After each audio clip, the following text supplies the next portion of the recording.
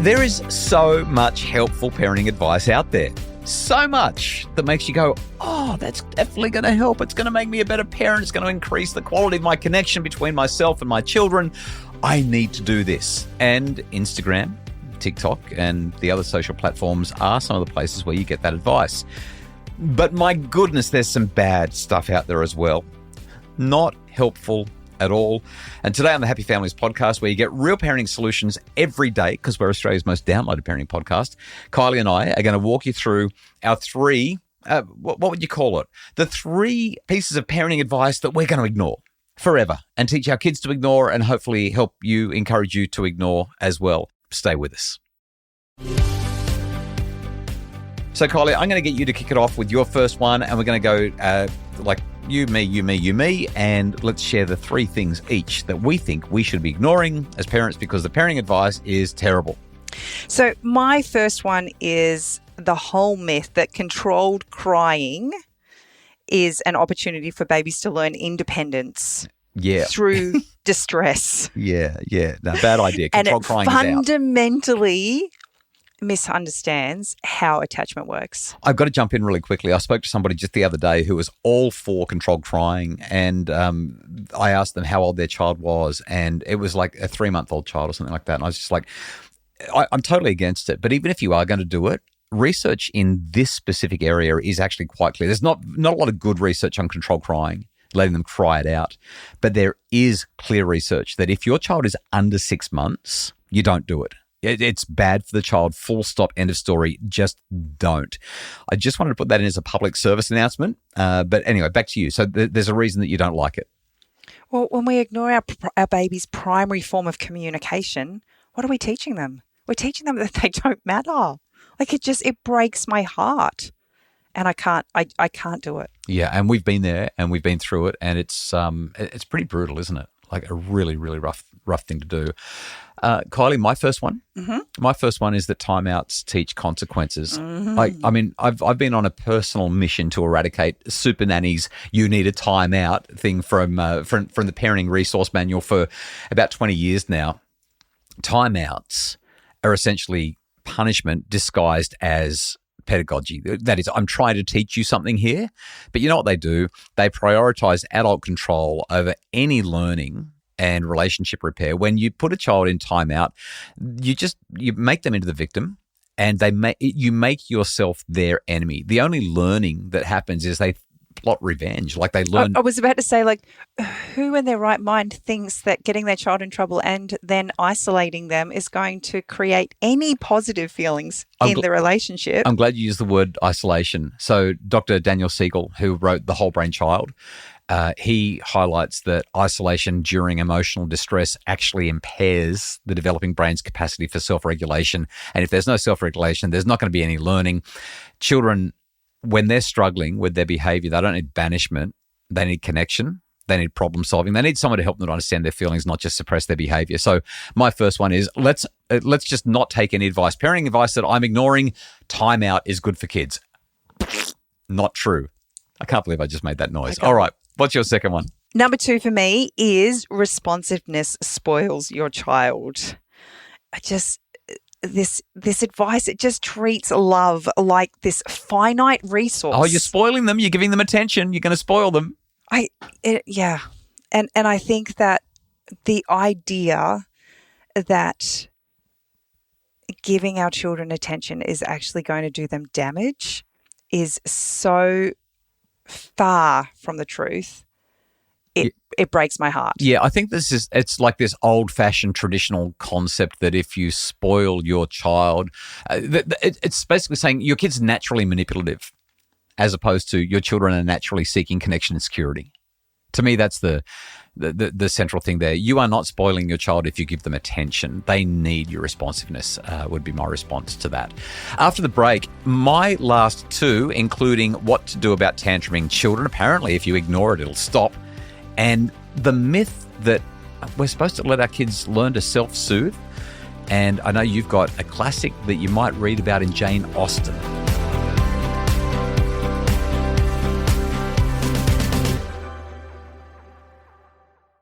Okay, Kylie, you've got one piece of parenting advice that we've decided that these things just need to be ignored. There's so much good advice out there, and yet the bad stuff persists and prevails all too often. You say ignored. I say abolished. Okay, abolished, ignored.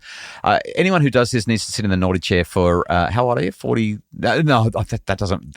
I thought that was really funny. All right, here's my next one. Just ignore the tantrum and it will stop is parenting advice that I think needs to be thrown in the dustbin, and we need to come up with better solutions. What do I mean by that? So research shows that kids who receive empathy when they're emotional learn to develop better emotion regulation skills than kids who are ignored, which makes sense, right? Like if you're having an outburst and somebody comes to you with a little bit of softness and validation and says, you're having a really tough time, aren't you? Or you're really upset, aren't you? It helps your system to reset and recalibrate all of those stress hormones, all of that adrenaline and noradrenaline, all of the cortisol. It all subsides because now you feel connection and you feel security. You feel empathy. It just feels good. Here's my analogy. If I've got a friend who is distressed, I'm not going to ignore them. I'm going to go to them and put my arm around them and say, you look like you're having a really bad day. I'm here for you. I don't understand why we think that abandoning children in their most vulnerable moments teaches them anything except that our love is conditional. So that one goes in the bin. Just ignore the tantrum. It'll stop. What a load of garbage. We need to consign that to the annals of parenting history. What's your last one? You teased this as being something you'd find in Jane Austen, and yet it's still prevalent in today's society, the idea that children should be seen and not heard. And I would think that often most parents would actually push against this idea, that they support it. Right. But the reality is, in practice, we hate it when our kids push back. We hate it. We call it disrespectful and we call it backchat, right? We just want compliance. We just want the kids to do as they're told, be quiet and make life easy. But what we actually do is when we silence our kids' voices and we don't allow them a safe place to work through their emotions and their questioning, their curiosity around this and their pushback on it, we're actually teaching them that their opinions don't matter. And that ignoring their voice. To ignore their own voice and to never question authority. Yeah. Just because someone's in a place of authority doesn't make them right. We need to teach them to be respectful when they push back. Kids need to be considerate, and all too often they're clumsy in the way that they push back. But I just love that. I think that's exactly right. And a little bit less Jane Austen. Yeah, the goal isn't quiet compliance. Yeah. It's raising humans who can think for themselves, think critically, and communicate clearly. Okay, I love it. Here's my last one. The advice that's out there, I hear it all the time, is that kids need to learn to self-soothe. All right, so you've got a child who's emotionally dysregulated and they need to learn to calm themselves down. The reality is, it's really helpful if they can. But when you've got a 4-year-old who's having a tantrum because they got the wrong color mug or bowl, or they didn't get what their brother got or their sister got, and they're having a tantrum, they're not going to learn to self-soothe in that moment. And the time that they're most likely to learn to self-soothe is when they have a parent who's willing to pause, be in that tough space with them, and show them how it's done, to co-regulate with them. I'm so glad you used that word, because that's exactly what I was thinking. We're not actually supposed to do this on our own.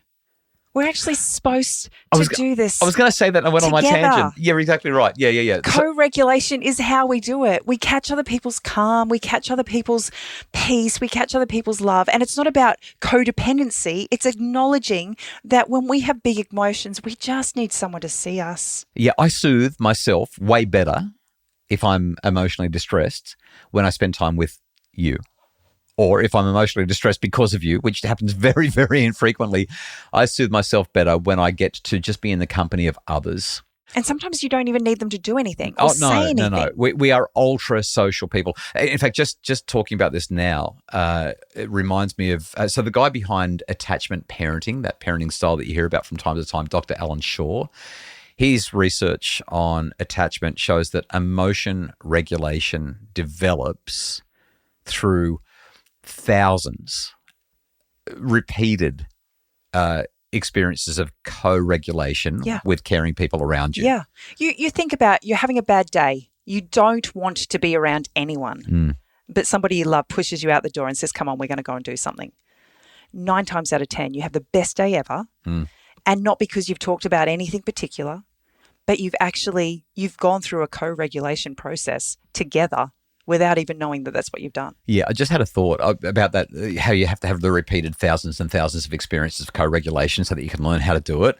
Expecting a child to calm themselves down without first learning how to and being shown how to with somebody else, how it feels to be calmed, is kind of like expecting them to learn how to read without ever having been read to. Just doesn't happen. Anyway, they are our my 3 and your 3. So 6 parenting ideas, parenting advice that we are ignoring forever and ever and ever. And we really hope that our kids listen to this podcast for the rest of their lives so that they can learn how to not do those things. We really hope that you like that. Jump onto Facebook and tell us, what do you reckon? Jump onto Instagram and let us know. What do you reckon is the best parenting advice that should be ignored? Sorry, what is the parenting advice that should be ignored? I got that round the wrong way, hun. You did. Yeah. What is the parenting advice that you're ignoring? We want to know on our Facebook and Instagram pages. Jump on there now and let us know. The Happy Families podcast is produced by Justin Rulon from Bridge Media. Mim Hammonds provides admin support and additional research.